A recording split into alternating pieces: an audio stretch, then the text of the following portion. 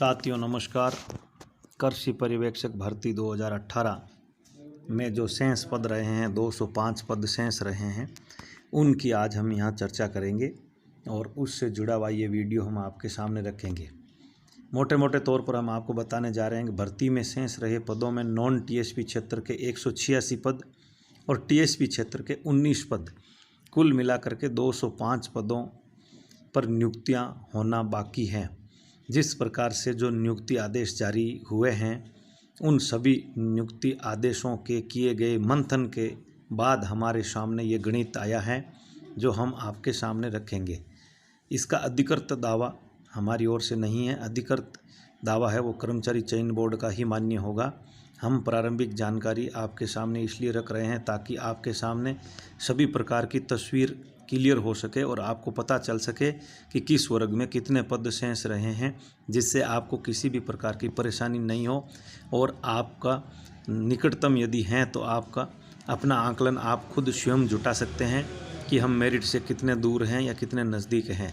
तो इस उद्देश्य को ध्यान में रखते हुए ये आपके सामने हम गणित रखेंगे।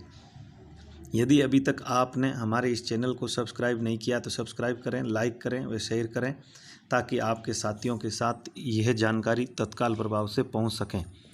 हम आपको बताने जा रहे हैं कि मोटे मोटे तौर पर जो पहली सूची जारी हुई थी उसमें जनरल के 56 बकाया थे, ओबीसी के 99, एससी के 22 और एसटी के 17 और एमबीसी के 11 पदों पर नियुक्तियां होनी थी। लेकिन एक दूसरी सूची और जारी हो गई है जिसमें कई पदों पर नियुक्तियां दे दी गई है, जिसकी भी हम आपको बताएंगे। उसके बाद में कितने पद शेष रहे हैं, यह जानकारी हम आपको बता रहे हैं।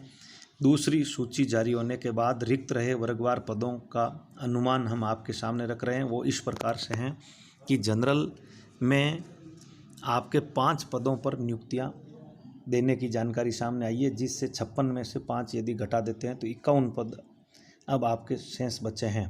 इसी प्रकार ओबीसी कैटेगरी से जिनमें सबसे ज़्यादा एक्स सर्विसमैन को पोस्टिंग दी गई, उनमें 11 पदों पर नियुक्ति देने की जानकारी सामने आई है, जिनमें आपको कुल 11 पदों पर नियुक्ति देने के बाद में शेष 88 पदों पर नियुक्तियां अभी होना बाकी है। इसी प्रकार से एससी के 1 पद पर नियुक्ति मिली है, 21 पदों पर नियुक्तियां होना बाकी बताया जा रहा है।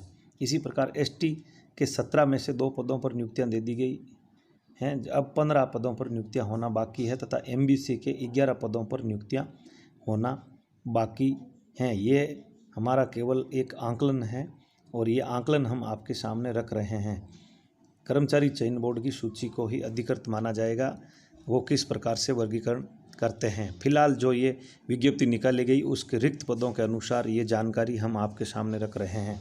अब हम इसमें फीमेल की बात करें तो 2 फीमेल है वो जनरल कोटे के विरुद्ध जिनका चयन हुआ है, और वो भी कैटेगरी है अलग अलग। एक विडो कैटेगरी से चयन है और एक डाइवर्स कैटेगरी से चयन है। तो कुल मिलाकर के ये जो रिक्तियां हैं उनमें, बाकी जो रिक्तियां हैं उनमें केवल और केवल मेल पदों पर ये जो पोस्टिंग दी गई हैं। तो इसलिए अब हमारे सामने मोटे मोटे तौर पर केवल एक ही आंकड़ा निकल करके सामने आ रहा है। वो आ रहा है कि 186 पद नॉन टीएसपी क्षेत्र के और टीएसपी क्षेत्र के 19 पदों पर अभी नियुक्ति होना बाकी है। इस बकाया लिस्ट को लेकर के विद्यार्थियों के मन में कई प्रकार के मंथन चल रहे हैं, तथा कई प्रकार के कार्य योजना करते हुए विद्यार्थी ज्ञापन भी दे रहे हैं। दूसरी ओर कृषि पर्यवेक्षक भर्ती 2018 में शेष पदों पर नियुक्ति देने की मांग को लेकर अभ्यर्थी है वो नित नए जतन करने में जुट गए हैं। कृषि पर्यवेक्षक भर्ती 2018 में शेष रखे गए पदों पर नियुक्ति देने की मांग को लेकर परीक्षार्थियों ने मंगलवार को मुख्यमंत्री अशोक गहलोत व कृषि मंत्री लालचंद कटारिया को पत्र भेजा। पत्र में बताया गया कि कृषि विभाग द्वारा निर्धारित की गई पदों की भर्ती, पूरे पदों की भर्ती पर नियुक्ति नहीं देने से मेरिट के समीप रहे आवेदकों की परेशानी बढ़ गई है। भर्ती से जुड़े अभ्यर्थियों ने बताया कि कर्मचारी चयन बोर्ड द्वारा 205 अभ्यर्थियों की चयन सूची जारी अभी तक नहीं की गई है। वहीं दूसरी ओर कृषि विभाग की ओर से वंचित आवेदकों के चयन के बिना ही काउंसलिंग कार्यक्रम जारी कर दिया गया है, जिसके बाद में आवेदकों को निकटतम स्थान पर पोस्टिंग नहीं मिलेगी। जिसके चलते अभ्यर्थी न्यायालय की शरण में जाएंगे तथा अनावश्यक खर्चा बढ़ेगा। उन्होंने बेरोजगारों के हितों को देखते हुए भर्ती के पूरे पदों की चयन सूची कर्मचारी चयन बोर्ड से जारी करवाने की मांग की। तो इस प्रकार से अन्य जिलों से भी ये मांग उठने लगी हैं, जिसमें ये मांग कर रहे हैं कि भाई भर्ती से जो अभ्यर्थी वंचित रह रहे हैं उन अभ्यर्थियों को नियुक्ति दी जाए, जिससे साथ में ही उनकी काउंसलिंग हो सके और उनको भी अपना इच्छित स्थान है वो मिल सके। मेरिट क्रमांक के अनुसार स्थान अलॉट किए जाएंगे, तो इसमें किसी भी प्रकार की परेशानी नहीं होगी। लेकिन फिलहाल महिला अभ्यर्थी व अन्य कैटेगरीज के अभ्यर्थियों को यदि ये पहले काउंसलिंग संपन्न करवा ली जाती है तो निश्चित रूप से निकटतम स्थान मिलने में परेशानी आ सकती है। तो इसलिए अभ्यर्थी है वो विभिन्न क्षेत्रों से अलग अलग तरीक़ों से राज्य सरकार तक अपनी मांग पहुंचाने का प्रयास कर रहे हैं, जिससे उनकी समस्या का समाधान हो सके और ये भर्ती है वो पूरे पदों की संपन्न हो सके। ये मांग लगातार उठ रही है। अब कर्मचारी चयन बोर्ड इस काउंसलिंग से पहले क्या निर्णय लेता है, ये तो आने वाला समय ही आपको बता पाएगा।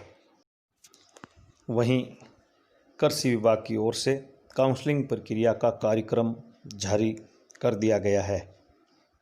अभी कितने अभ्यर्थियों को किस किस तारीख को वहां पहुंचना होगा, उनकी सूची भी शीघ्र ही कृषि विभाग की वेबसाइट पर जारी हो जाएगी, जिससे काउंसलिंग में भाग लेने वाले आवेदकों को किसी भी प्रकार की परेशानी का सामना नहीं करना पड़े।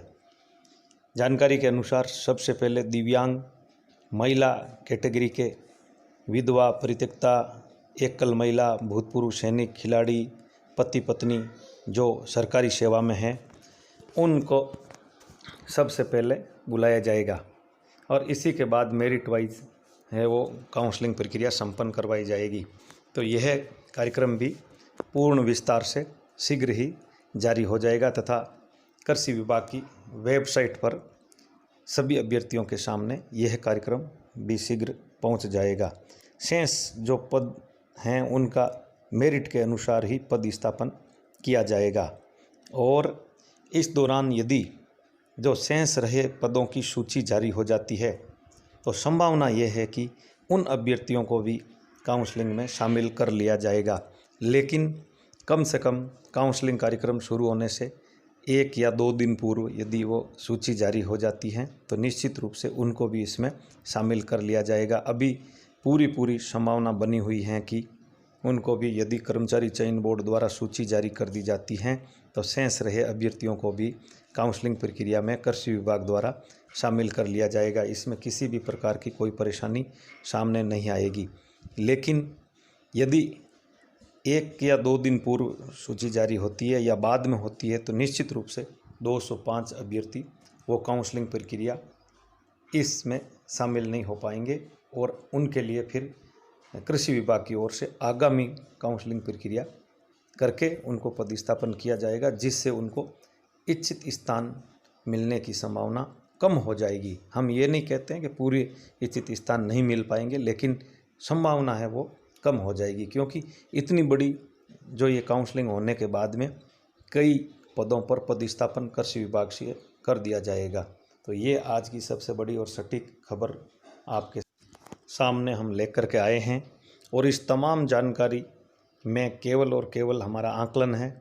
संपूर्ण सटीक और तथ्यात्मक जानकारी केवल और केवल कृषि विभाग और कर्मचारी चयन बोर्ड की ही अधिकृत होगी तथा कृषि विभाग और कर्मचारी चयन बोर्ड की ही मान्य होगी। उससे हमारा किसी भी प्रकार का कोई संबंध नहीं है। हम केवल हमारे तथ्यात्मक विश्लेषण के आधार पर ये जानकारी आप तक पहुंचाने का प्रयास कर रहे हैं, जिससे टेंटेटिव जानकारी आप तक मिल सके और आपको किसी भी प्रकार की परेशानी भी नहीं हो। इसलिए हम ये सकारात्मक प्रयास कर रहे हैं। विभाग की गतिविधियों से और कर्मचारी चयन बोर्ड की गतिविधियों से हमारा कोई संबंध नहीं है और किसी भी प्रकार की गलत और भ्रामक जानकारी हम आप तक नहीं पहुंचाते हैं। यदि हमारी इस जानकारी से किसी भी प्रकार की कोई किसी की भावना आहत होती हो तथा परेशानी महसूस होती हो तो उसके लिए हम सब क्षमा प्रार्थी हैं और हम आगे आप तक लगातार सही और सटीक वीडियो पहुंचाते रहेंगे और लगातार सहयोग बनाए रखें। तब तक के लिए जय हिंद, जय भारत।